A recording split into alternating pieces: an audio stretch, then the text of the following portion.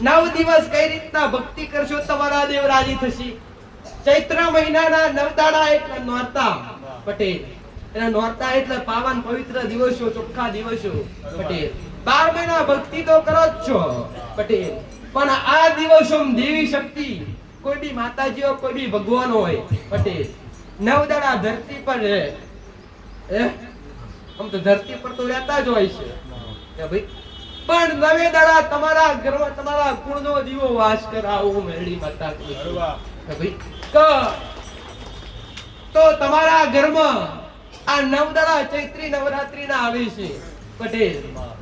તો કોઈ ઉપવાસ કરીને ભક્તિ કરતા હોય, કોઈ અખંડ દીવા રાખતા હોય ભાઈ, કોઈ ગરબા મેલતા હોય નવરાત્રીના, કોઈ વાડીઓ વાવતા હોય માતાજીની લીલી ભાઈ, એ કોઈ ના કોઈ રૂપી રીઝવવા માટે માતાજીના કોઈ મોડવા કરતા હોય, તો કોઈ ઢોલ વગાડતા હોય ભાઈ, આ કઈક ના કઈક કરતા હોય છો તમે ભક્તિ કરવા માટે. પણ એક સચોટ દેવ સુધી પોક એવા પવિત્ર બનીને ભક્તિ કરશો તો તમારા મનની લગની તમારા દેવ સુધી પહોંચશે પટેલ. અને તો નવરાત્રીનું પુણ્ય ફળ તમને ભક્તિનું પ્રદાન થાય. એમ થતું નથી.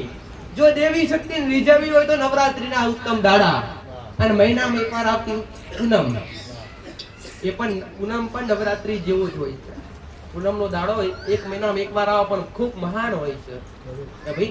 તો નવરાત્રીના 9 દાડા, આ 9મો દાડો થાય એટલે રામનવમીનો દાડો આવે પાછો.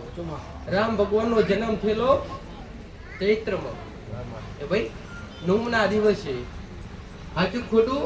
અને એના પછી ચૈત્રી પૂનમ આવે, હનુમાન જયંતીનો દાડો. એની પાછળ હનુમાનજીએ જન્મ લીધેલો ધરતી પર અંજનીના કોઠે ભાઈ, ચૈત્રી પૂનમના દાડે. તો પાવન દિવસો આવ્યા છે પટેલ. તો હું મેરડી માતા એટલું જ કહું છું કે જો તમારી કુળદેવીની ભક્તિ કરવી હોય, તમારા દેવને રાજી કરવા હોય પટેલ, આવતા રવિવારે જ નવરાત્રી બેહર. સંજોગ કેટલો ખૂબ સારો જોતો ખરો. રવિવારનો દાડો એટલે દેવનો દાડો, માતાજીનો દાડો. અને રવિવારના દાડે નવરાત્રી બેહે. રવિવારે બેહે શકે ભાઈ 30 તારીખને રવિવાર, ચૈત્ર મહિનો આરંભ થાય, નવરાત્રીનો પ્રથમ દિવસ એટલે આવતો રવિવાર. તો આવતા રવિવારે હું મેરડી માતા એટલું કહું છું દીકરા કે 9 દાડા તમારે કયું પાલન કરવું, નવરાત્રીના 9 દિવસ તમારે કયું પાલન કરવું જેથી દેવી શક્તિ તમારા પર રાજી થાય.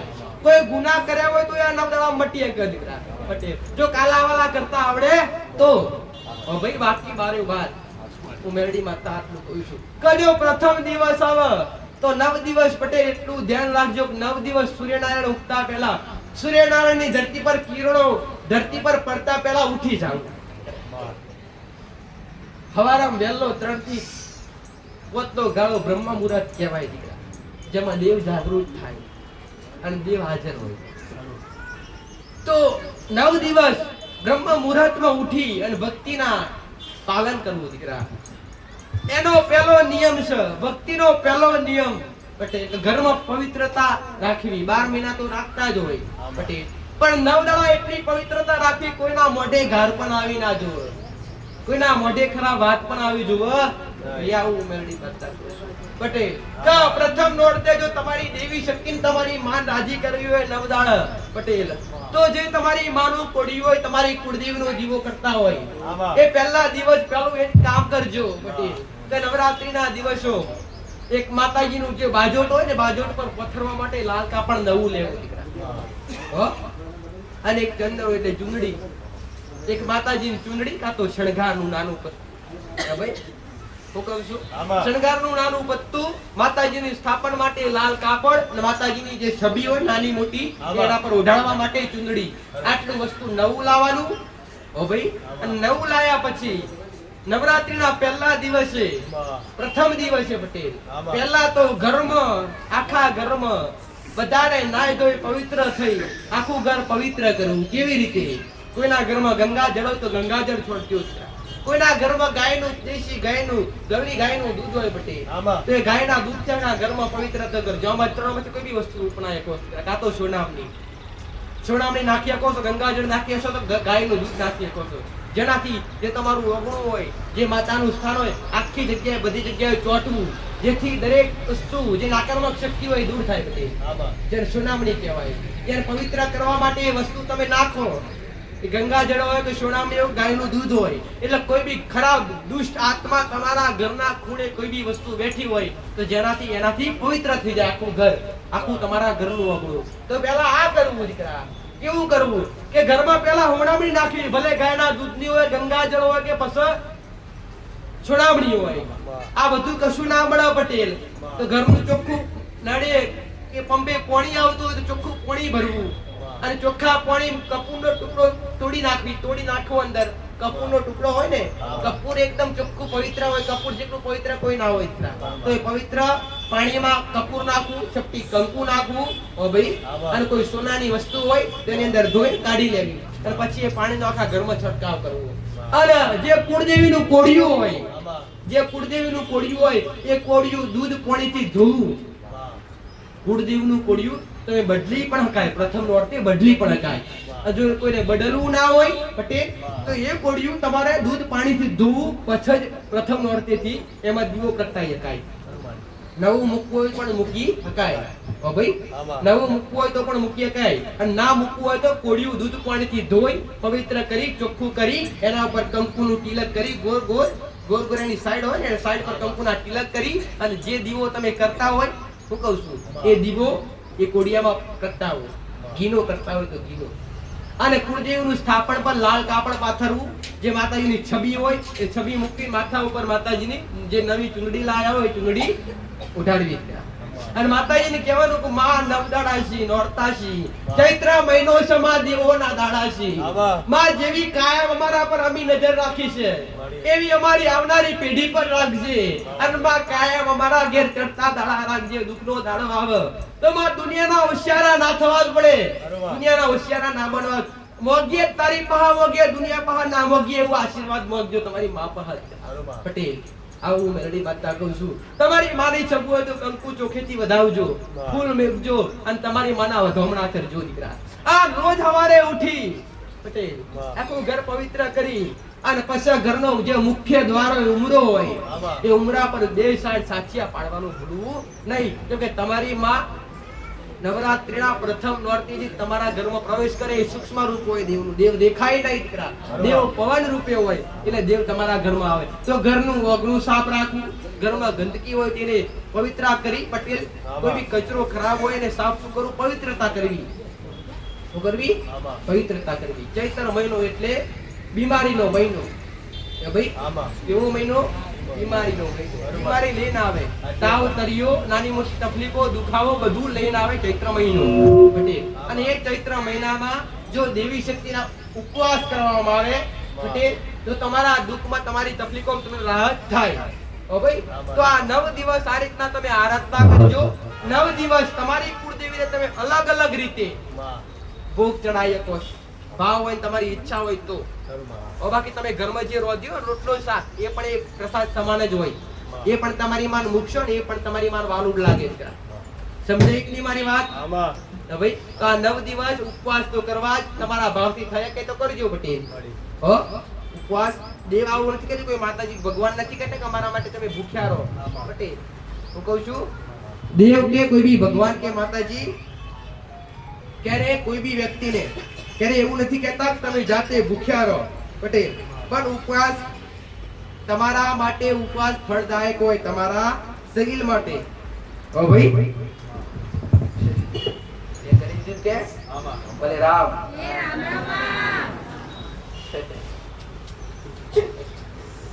અને પ્રથમ નોરતે તળિયાના મહારાજનું નિવેદ અવશ્ય કરવું દીકરા. જેથી તમે નવરાત્રીના કોઈ બી દિવસે 8મનો દાડો હોય, 7મનો દાડો કે કોઈ બી વચ્ચે માતાઓના નિવેદ કરો તો તળિયાના મહારાજ ત્યારે આડા આવે નહીં.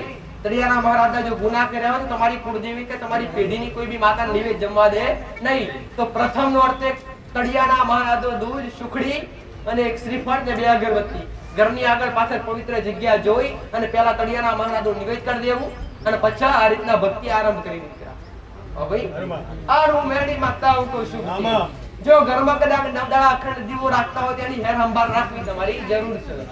આ 9 દાડા નવરાત્રીના 9 દાડા પટેલ, જો તમે દરેક સંસારી છો દીકરા પટેલ, આ 9 દાડા બ્રહ્મચર્યનું પાલન કરી અને ભક્તિનો માર્ગ આરંભ કરવો. તો જ દેવ સુધી પહોંચે. પહેલાના સમય નવરાત્રી આવે ને, જો કદાચ માતાજીના 9 દોડતા હોય તો પહેલાના સમયના માણસો શું કરતા કે 9 દાડા માતાના મઢમાં જ મૂકતા. હજુ ખોટું? પહેલાના વડીલો 9 દાડાના નોરતા આવે ને તો શું કરતા, માતાનો જે મઢ હોય નાનો મોટો ત્યાં જ સુવે. કેમ કે વિચારધારા ના બદલાય. ઓ ભાઈ, તો 9 દાડા એ વડીલો, પહેલાના સમયના જે વડીલો હતા એ વડીલો જે માતાનો મઢ હોય એ 9 દાડા ઉપવાસ પણ કરતા, માતાના મઢમાં જ સૂતા ને બેહતા ને બધું જ ભાઈ, ખાવા પીવાનું બધું મઢમાં. ઓ ભાઈ, અને સુવાનું પણ રાત્રે મઢમાં માતા આગળ. એટલે ખોટા મનના વિચાર બદલાય નહીં, એટલા માટે મઢ આગળ સુતા. હવે અત્યારે આ બધું કોઈ કરતું નથી. તો ભાઈ ગ્રહસ્થ માણસ હોય, જે સંસારી માણસ હોય પટેલ, જો સંસારી માણસ હોય સંસારમાં જાય ને તેની માળા વાગ્યા વગર ના રહે પટેલ. તો 9 દિવસ બ્રહ્મચર્ય રૂપાકું પાલન કરી અને તમારી કુળદેવીની, તમારા ઈષ્ટદેવની, તમારા પિતૃની, તમારા પેઢીના જે તે દેવ હોય એ દેવની ભક્તિ કરજો. આવું મેરડી માતા સાચા મનથી કરજો, સાચા ભાવથી કરજો પટેલ. જો હું કહે પ્રમાણે કરશો અને અગ્નિ કરી બતાવો ને મેઢો પટેલ, અને વચ્ચે કોટો વાગવા દઉં તો ઉગતા બરબાદની મેરડી માતા પ્રમાણે ચોખ્ખા નિયમો પર ભક્તિ ચાલુ કરો પટેલ. આ તમારા ઘરમાં દુઃખના દાડા હોય હે, આ સમય બન વેડા બન, આ દુઃખના ડુંગર ગમે એવા તોડી પાડીને સુખ ના લઈ આવો તો ઉગતા બરબાદ તો વિશ્વાસ રાખજો, તમારી કુળદેવી પ્રત્યે શ્રદ્ધા રાખજો, તમારી કુળદેવી પ્રત્યે પટેલ. તો જેટલી તમારાથી જેટલો પ્રયત્ન થાય એટલો 9 દાડા કુળદેવીને તમારી માન રાજી કરવાનો પ્રયત્ન કરજો. આઠમના દાડે કોઈ નિવેદ કરતા હોય માતાઓના, તો નિવેદ કરતા સમયે ક્યારેક અજીવો ના થવો જોઈએ, કકરાટ ના થવો જોઈએ. અને 9 દિવસ એટલું પાલન કરવાનું તમારા મોઢામાંથી કોઈ ખરાબ વાત આવે જ નહીં પટેલ. હું કહું છું કે ભાઈ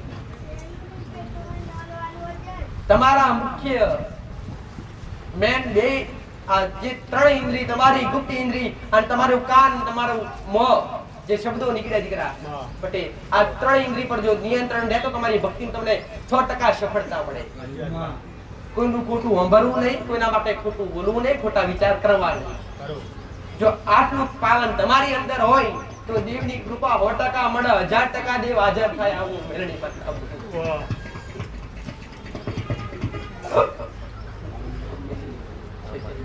કુળદેવી આગળ એક સીધો આશાનો ઉપાય કરજો હે ભાઈ.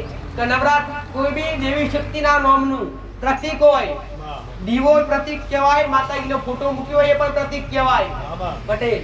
પણ જે કોઈ માતાજીના નાના મોટા મઢ હોય, કુળદેવીનો દીવો થતો હોય, એની આગળ પ્રથમ નોરતાથી એક સોપારી, ખાલી એક સોપારી આખી મૂકવી. આ નવરાત્રી પણ મેં માતાએ બતાવી ગઈ નવરાત્રીમાં. હવે આશો શુદ્ધ નવરાત્રીમાં એક સોપારી પ્રથમ નોરતાથી પટેલ. સોપારીમાં દેવનો મુખ્ય વાસ હોય.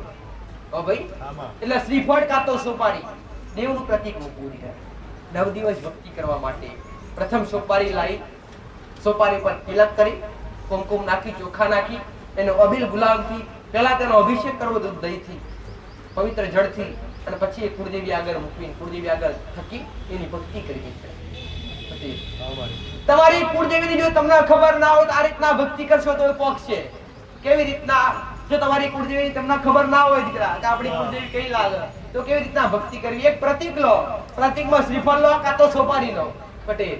હું કહું છું સોપારી શ્રીફળ લઈ અને એને અભિષેક કરાવી અને એના ઉપર નાળાશ્રીનો ટુકડો વસ્ત્ર તરીકે મૂકી, કંકુ ચોખાથી વધાઈ અને કુળદેવીનું પ્રતીક મૂકીને ભક્તિ કરો તો તમારી કુળદેવી સુધી ભક્તિ પક્ષે. આવું મેરડી માતા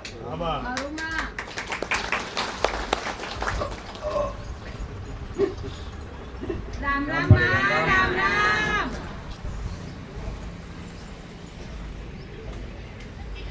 આ સમજવું ખૂબ જરૂરી છે કે જે તમારા મનમાંથી બહાર નીકળી જશે, જેનાથી તમે દૂર થઈ જશો, એનાથી ઢુકડા લાવવા બેઠી છું માતા પટેલ. હું માતા વારંવાર એ કહું છું કે તમારા ઘરના દીવા સિવાય તમારું કોઈ ભલું ના કરે, તમારી ઘરની માં સિવાય તમારો ખોળે ખંચરીને કોઈ ના લે દીકરા. હું તો સલાહકાર માતા છું, રસ્તો બતાવનાર માતા છું પટેલ, અને સાચું માર્ગદર્શન બતાવું છું. જણે જણે મેં માતાએ માર્ગદર્શન બતાવ્યું અને જે મારા બતાવેલા માર્ગદર્શન પણ હેડ્યા જે એમના ઘેર 9% ને 1000% સુખના દાડા આયા છે. આ તમે તમારી નજરે ભાડીશું ભાઈ. ભાઈ સાવરદાર રહો. ભાઈ સાવરદાર રહો.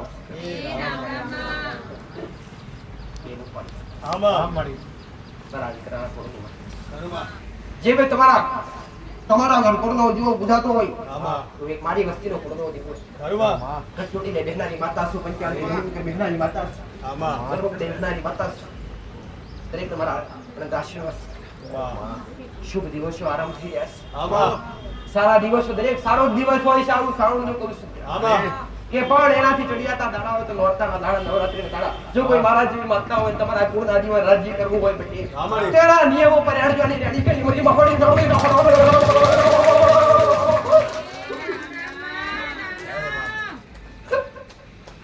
કાબુનો દેશની ઇતિહાસ શર્મા રહેવાજી ગદરુયા પછામાં રહેવાજી ખોટા ગદી લાખો તમે કોલાઈ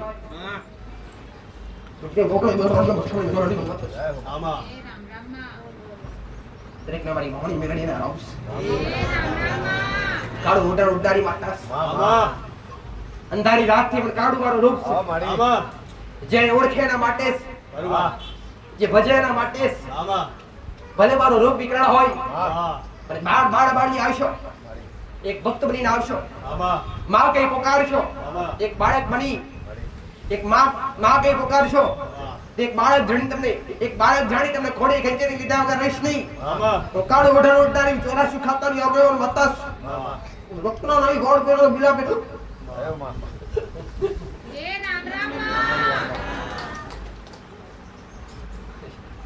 વિદ્યાર્થી ભરેલી માતા દાતે થવાય લાચર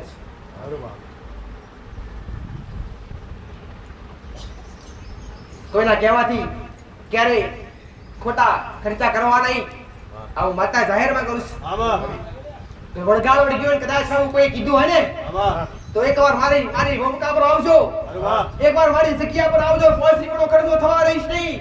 અને એકવાર નજર નાખું અને ગમે વિદ્યા ચોટેલી ઉખેડીને ભાવજો ભૂકવા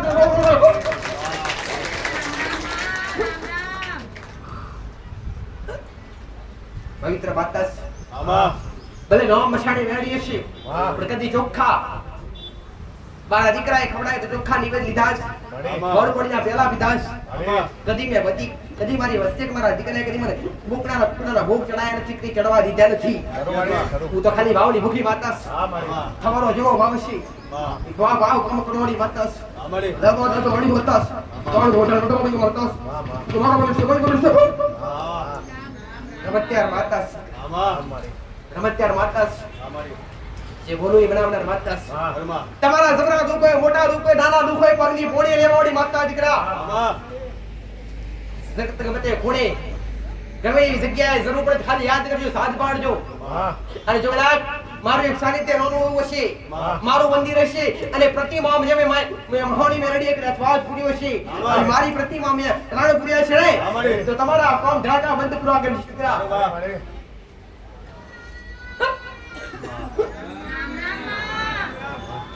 કંઠાનો દારૂ ઓગરી નાખતા ઓગરી રોબી કરતા પેલા હોવા વિચાર કરે હોમો ધણી પટેલ કેડી ખીજવાડી માતા સુધી કરા.